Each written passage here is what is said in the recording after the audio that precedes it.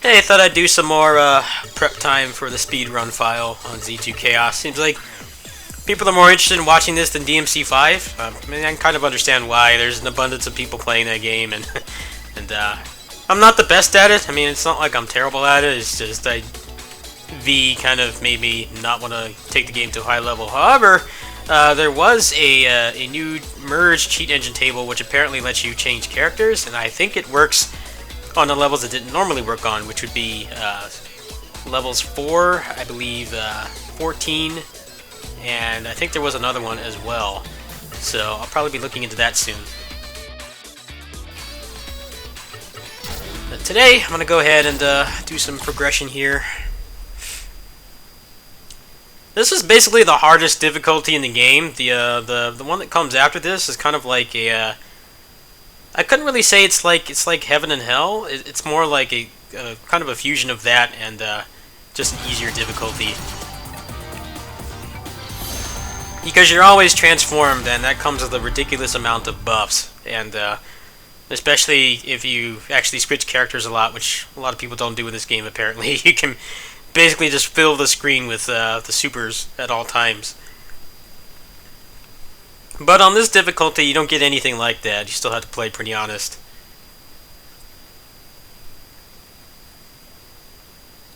Thanks to you girls.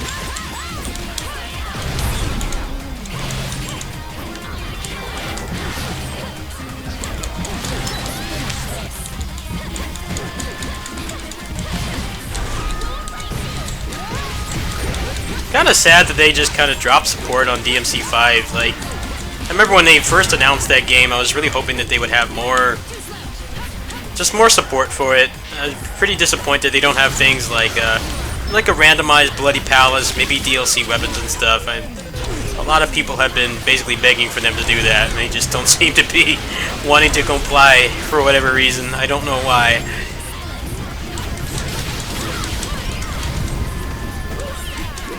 Like, they've been posting a lot about the Bloody Palace board game, which needs a Kickstarter for whatever reason. I don't know why Capcom can't fund a board game, but they keep asking for money for that, and you know, like every post they make about it is somebody asking about Virgil. And I think all the whining about Virgil has gotten annoying, but it's also pretty warranted. You know, he's in the game, he's even partially playable with cheat engine, but he's just not, you know, planned to be DLC. There's been some rumors about, what is it called, Ladies Night DLC, which would have, like, I guess Lady and Trish. But I'm not sure where that rumor came from. I don't know if that came from a reputable source or it's just some random hearsay. I think that they'll maybe say something at E3. I think it would be pretty foolish for them as a company to sleep on DLC when everybody is asking for it. And the game sold, like, over 3 million copies. That's like more than Basara has ever sold, give or take. Probably more like 80 to 90% of the sales. Last time I saw, Basara sold like, I think like 3.5 million, and that was like back when Yukiden came out. There hasn't been a new release since then, so pretty much would only be like maybe digital sales and stuff. The game is on sale pretty often, so I'm sure that's impacted it somewhat, but not enough to make a big difference. So for them to just kind of sleep on that is crazy. I hope that people are right, that they're actually hiding something. I'm tired. Only 5. Still hasn't been any information on the sequel to this game. As you know, before they announced the sequel to this, they spent time with some dumb, like, generic third-person schoolgirl zombie shooter, which I don't think did too well. I didn't really hear anybody talk about it. It seemed like there was more interest in this game. I mean, obviously this is a very niche game. It looks very budget. It's basically a PS2 game, and it takes a while before you can really get to the beauty of the combat system. But it seems like people in general, Onechanbara fans, wanted a sequel to this instead of another shooter. You know, we have plenty of shooters. Don't have a lot of games like this, no matter how you slice it. The only hint there's been to the gameplay has been that there's like extra characters on the official site. So that leads me to believe that maybe they will have the tag system come back. Not entirely sure about that though. It's supposed to be a remake of the first game, and that was like a pretty budget game. I mean, they literally were budget games. They were in the Simple 2000 series, which are basically like bargain bin, basically the equivalent of like bargain bin games at launch. Not too different from how a lot of indie games are now. You know, they launch at like $20 right from the get-go. They weren't really meant to be like huge, life-altering experiences. Just like cheap, fun games you can get. So it's crazy that this game is as awesome as it is.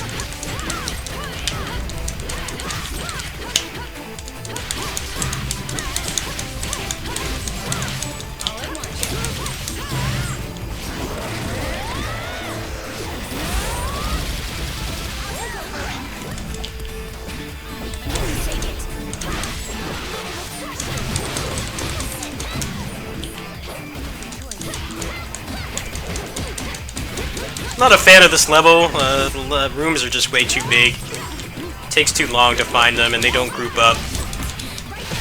I think the best rooms in this game are just the small little PS2 type rooms where everything is in a small contained space. This level just goes on too long too. I feel like maybe 3 floors of this would have been fine. There don't need to be like 8 of them or whatever it is.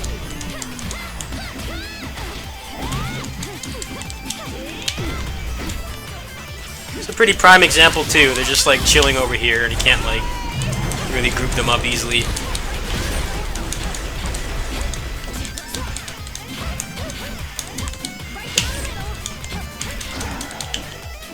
All the mudmen too are pretty obnoxious.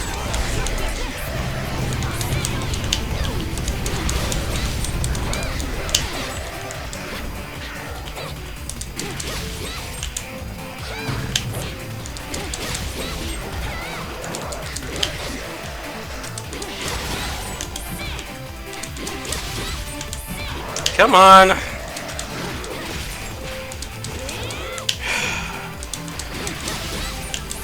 I don't see why these guys need to be in the game. Like, the piercing palm command is so clunky. You can't hit them with anything but super. And they put, like, hitboxes on the ground. Please die.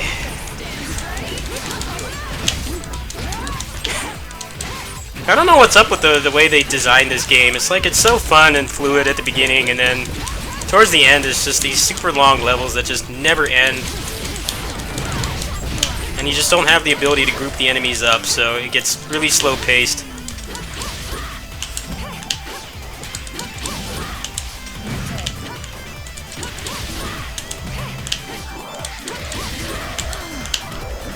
I hate when you're like right next to them and then they do that puke attack and you have to go right back to the beginning of that string.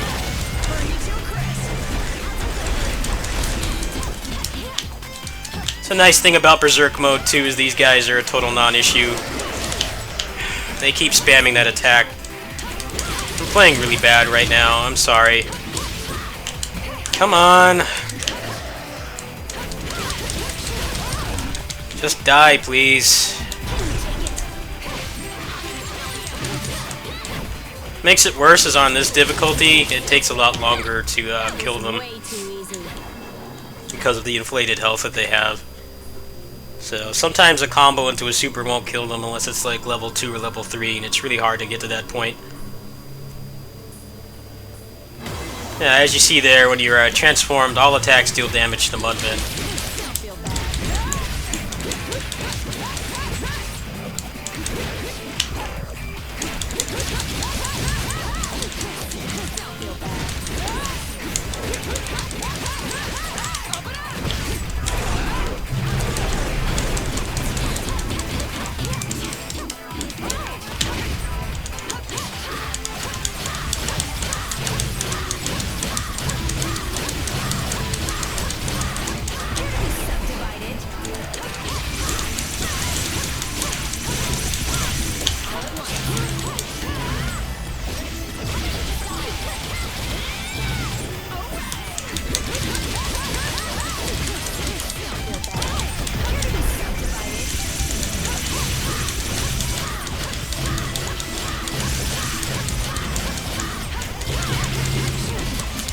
I hope the enemy design is better in the next game. Like, maybe have them attack more.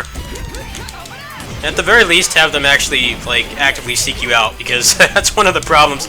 Especially on the lower difficulties. They are more aggressive on this difficulty, but at the beginning of the game, like when you're starting out on a fresh run, sometimes it's annoying how they're just, like, chilling in the corner, and your flow is disrupted because they're just, like, not even trying to attack you.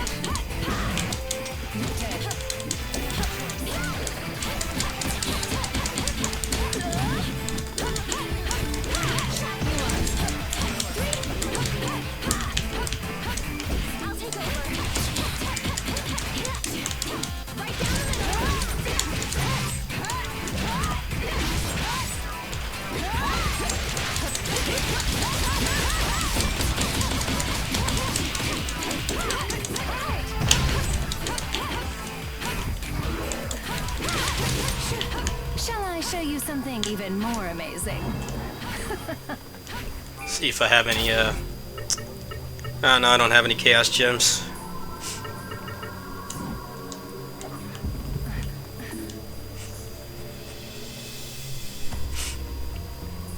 This is definitely one of those games where I love the game, but I can definitely notice all its faults. I'm not really sure how well this game reviewed. I think it's definitely a very fun game. It's just it shows its budget and lack of polish in numerous ways, and I think the more you play it, the more you notice. But it's also a pretty stress-free, chill game, and you know, all the stuff I've been posting in my community section, I really appreciate that right now. I don't need to be playing stuff like Neo, which is just amplifying my frustrations and stress.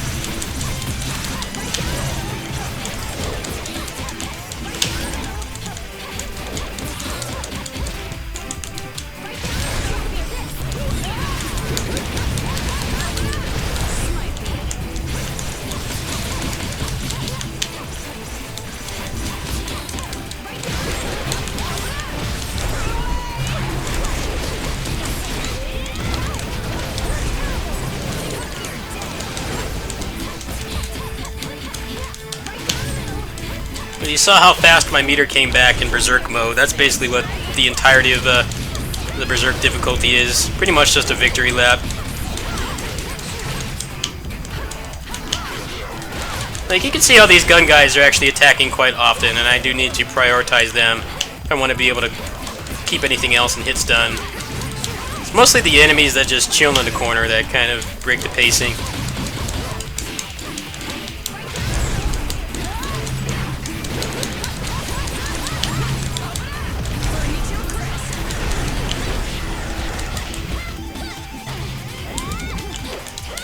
As much as I disliked about DMC5, I like how they kept the rooms pretty small and contained. So things were usually pretty easy to reach. You didn't spend a lot of time chasing after enemies.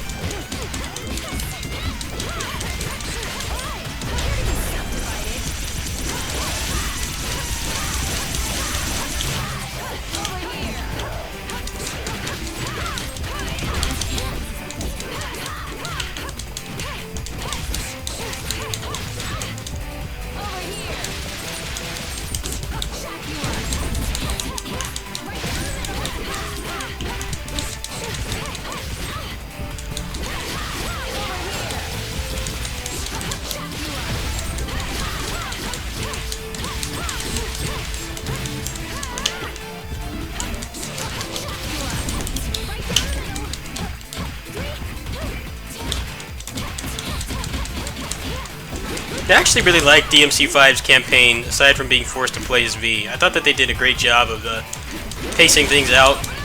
The main issue is like what a lot of people have said is, you know, there's just like too much stuff in the same 20 levels. 3 characters and giant movesets and stuff, but I like how they really had almost no gimmicks in the game.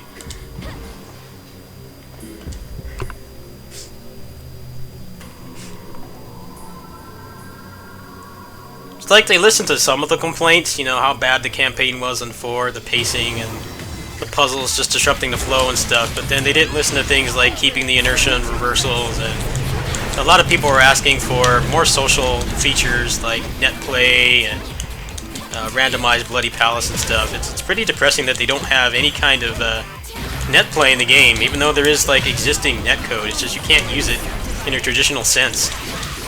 Like you can really only use it on Mission 13, which I think is really pointless. I'm not sure why they didn't just give you straight net play. Even if it had like local co-op, you could at least play with Parsec on the PC version. The PC version is pretty much becoming the only way to play the game if you wanted to play like 4.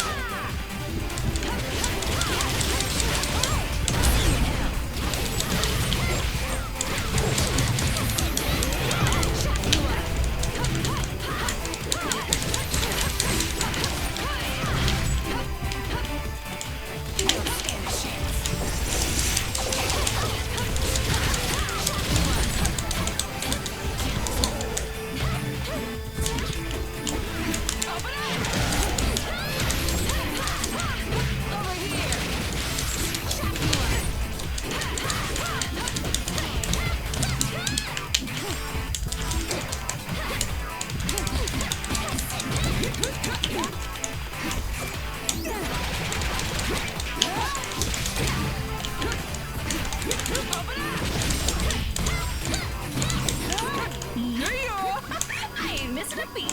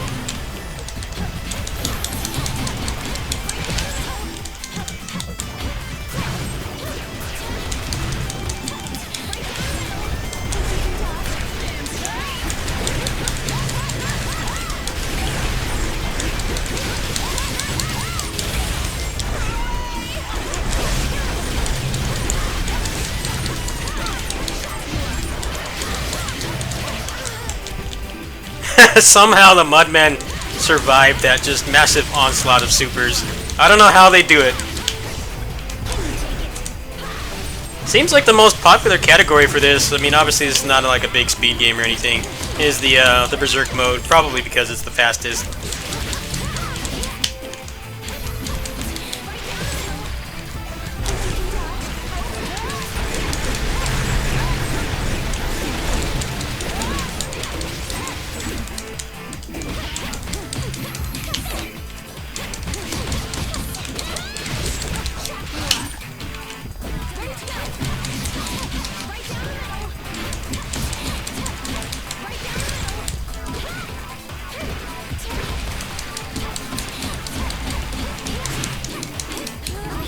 Alright, he's gone now.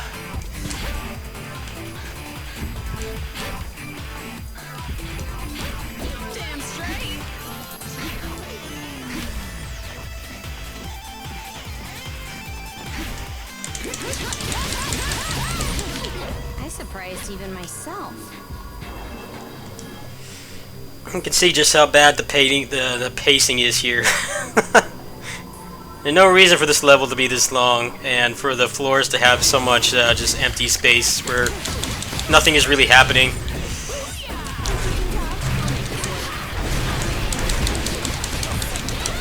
I think this is the last one, if I remember correctly. Ah, no, it's not. There's at least one more after this.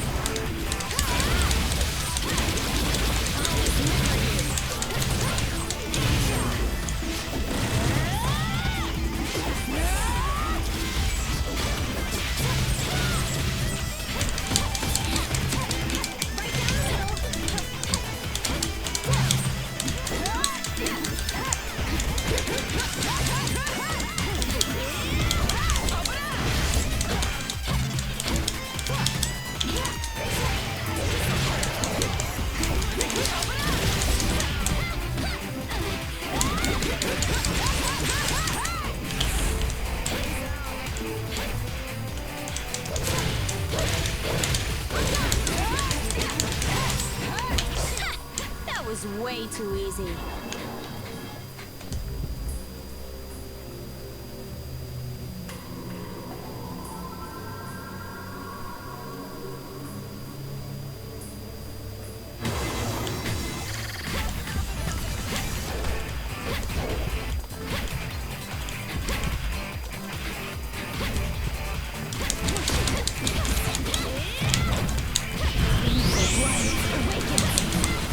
Normally using Berserk is not really necessary, it just makes things faster, but I think here it actually does become quite necessary because otherwise it just takes forever. Also, this level in particular goes overboard with the mudbend spawns, and they're really hard to get rid of otherwise.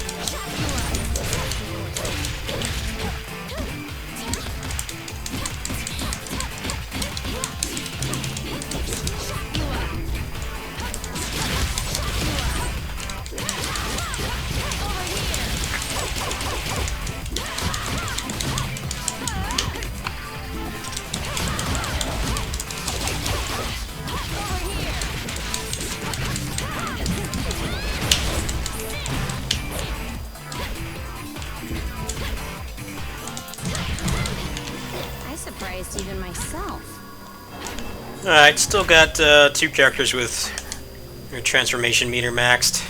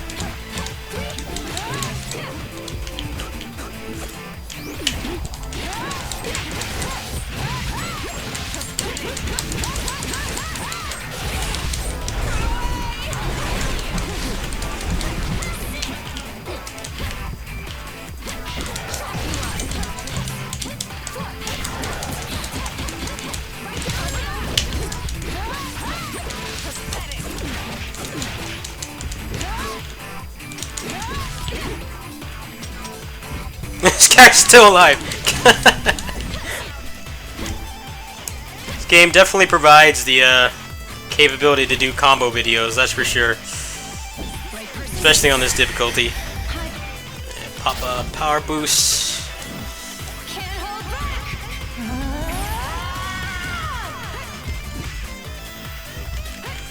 Come on, do cross merge. There we go.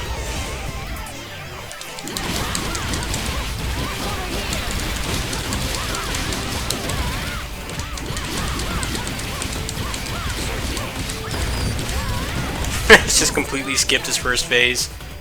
As soon as he comes out of invincibility here, he's just going to get destroyed again. There we go. Is my death blow not elegant enough? Alright, that was actually some pretty strategic use of Berserk mode there.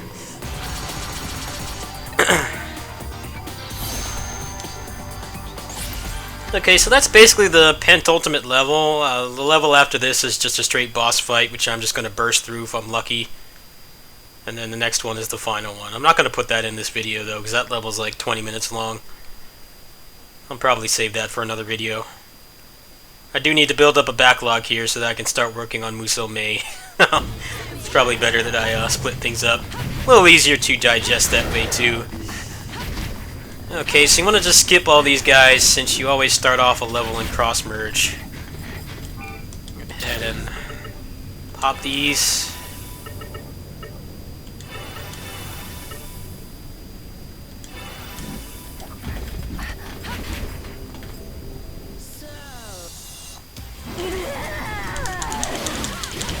What the hell's wrong with this chick? Oh, she's serious now. We got a mountain of questions to ask both you and that woman. You know? Whoops.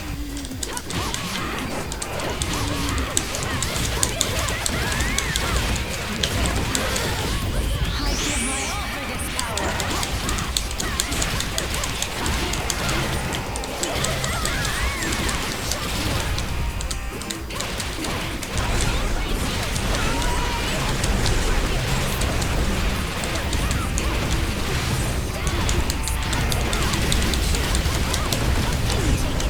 There we go. It's definitely worth it to use the clumps of blood to just automatically transform here. Normally in most boss fights in this game, you know, there's a bunch of just trash mob battles to fill up your meter and give you full resources, but on this fight there really isn't. There's a couple trash mobs at the bottom, but they're not even worth fighting because you'll end up losing your cross-merge meter. Cross-merge as a mechanic is actually quite risky on the higher difficulties because they're all going to be hyper-armored. So even though you're just destroying the health bar, if you don't do it at the right time or you get unlucky with the attacks that they do, and then a lot of your characters are going to be in like critical condition. So it's usually worth it to like just pop 2 of them to transform that boss right away, then cross-merge if you don't have it already, and then pop a power gem and just try to burst her down as fast as possible. The humanoid bosses in this game, there's just no reason to fight them normally. The defensive options, like I've mentioned numerous times in the past, are very weak. You don't really get a lot of payoff for actually landing the counters and stuff, so it's better to just burst them down like that. Anyway, I'm going to go ahead and sign off there. The next video will probably be the final level. Thanks for watching. Peace.